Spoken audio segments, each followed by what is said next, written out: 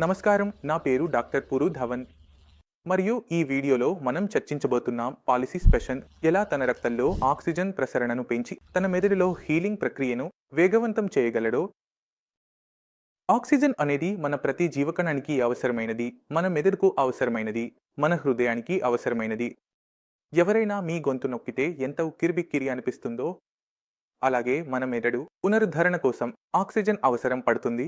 ఎందుకంటే అదే లోపం వల్ల మనకు పాలిసిస్ వచ్చింది. అయితే కొంచెం పాలిసిస్ పరిస్థితిపై వెళ్దాం. ఆక్సిజన్ అందకపోవడం వల్ల మీకు పారాలిసిస్ ఎలా వచ్చిందో చూద్దాం. పారాలిసిస్ రావడానికి ప్రధాన కారణం బ్రెయిన్ స్ట్రోక్ లేదా బ్రెయిన్లో ఏదైనా రకమైన నష్టం, ప్రమాదం కావడం. ఇప్పుడు ఇది తరచుగా ఎలా జరుగుతుందంటే మీ రక్తంలో ఏదైనా రక్తం గడ్డ ఒక పెద్ద ఆర్టరీలో వెళ్ళి ఇరుక్కుపోతుంది.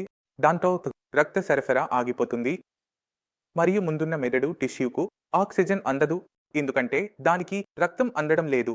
మరి ఆక్సిజన్ లేకుండా, ఆహారం మరియు నీరు లేకుండా ఆ బ్రెయిన్ ఎలా చనిపోతుంది? రెండవ రకమైన బ్రెయిన్ స్ట్రోక్, బ్రెయిన్ హెమరేజ్, అంటే మీ మెదడులో ఉన్న రక్తం తీసుకెళ్తున్న నాళం పగిలిపోయింది.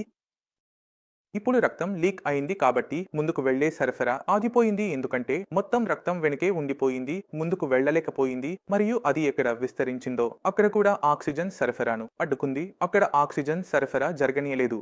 కాబట్టి మనం ఏమి చూస్తామంటే ఆక్సిజన్ లేకుండా బ్రెయిన్ టిష్యూ చనిపోతుంది. ఇప్పుడు ఈ బ్రెయిన్ టిష్యూ ముందుగా ఆరోగ్యంగా ఉండి పనిచేసేది, అంటే మీ చేతులు కాళ్లను కదిలించే పని చేసేది. ఇప్పుడు అది చేయలేకపోతోంది. కాబట్టి ఫలితం ఏమిటంటే మన చేతులు, కాళ్ళు పని చేయడం ఆపేస్తాయి. ఎప్పుడు మనకు పారాలిసిస్, స్ట్రోక్ వస్తే ఇప్పుడు మనకు తెలిసింది ఏమిటంటే బ్రెయిన్లో ఆక్సిజన్ అవసరం చాలా ముఖ్యమైనది. ఇప్పుడు మనం దీనిని ఎలా పెంచగలము? మన రక్తంలో ఆక్సిజన్ సాచురేషన్ ఉంటుంది. మనం ఆక్సిమీటర్ ఉపయోగిస్తే ఆక్సిమీటర్లో రీడింగ్ చూస్తే అది ఎంత ఉంటుంది? 97, 96, 98, కానీ కొన్నిసార్లు అది 99 కూడా చేరుతుంది. మనం లోతుగా శ్వాస తీసుకుంటే 2% ఆక్సిజన్ సాచురేషన్ పెరుగుతుంది. అప్పుడు మన మెదడులో 2% అదనపు లాభం ఉంటుంది. ఆలోచించి చూడండి, ఉంటుంది అనిపిస్తుంది కదా?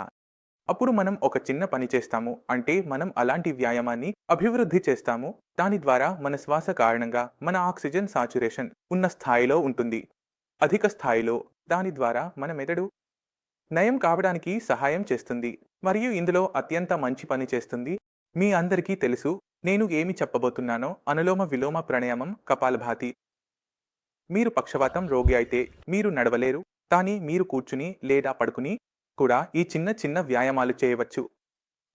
ఇందులో ఏమీ కష్టమేమీ లేదు.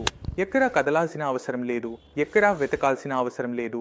మీరు కేవలం దీర్ఘ శ్వాసలు తీసుకోవాలి. ఎందుకంటే కొన్నిసార్లు ఏమవుతుందంటే రోగికి ఇప్పుడే పక్షవాతం దెబ్బ తగిలి ఉంటుంది.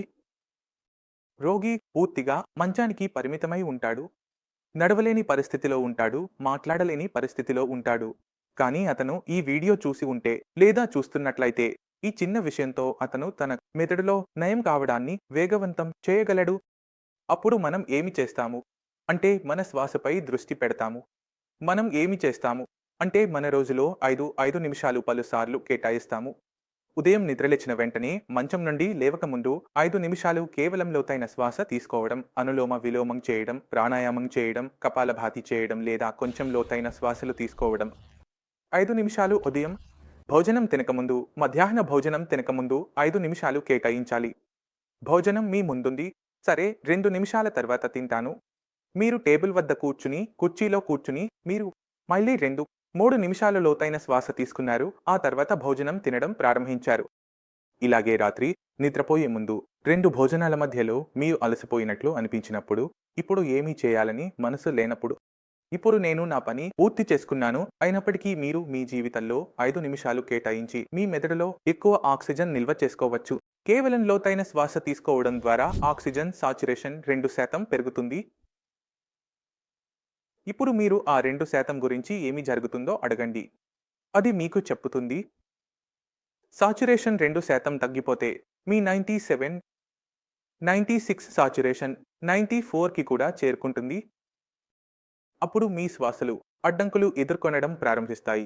అందువల్ల ఆ 2% మా శరీరానికి చాలా తేడా చేస్తుంది. అందుకే మా మెదడుకు కూడా చాలా తేడా చేస్తుంది. మీరు గట్టిగా మూసివేసిన ప్రదేశంలో కూర్చుంటే మీ మెదడు పనిచేయడం ఆపేస్తుంది, ఎందుకంటే దానికి ఆక్సిజన్ అందదు. మరియు ఇంకో ఆసక్తికరమైన విషయం చెబుతాను. మన శరీరంలో మెదడు ఎంత ఆక్సిజన్ ఉపయోగిస్తుందో, ఎంత శక్తి మన మెదడు ఉపయోగిస్తుందో అది మరెవ్వరూ చేయరు. మన మెదడు బరువు సుమారు 1.5 కిలోల వరకు ఉంటుంది. కానీ అది మన శరీరంలో 40% కంటే ఎక్కువ శక్తి మరియు 40% కంటే ఎక్కువ ఆక్సిజన్ వినియోగిస్తుంది. ఎందుకంటే అత్యధికంగా పనిచేసే అవయవం మన మెదడు.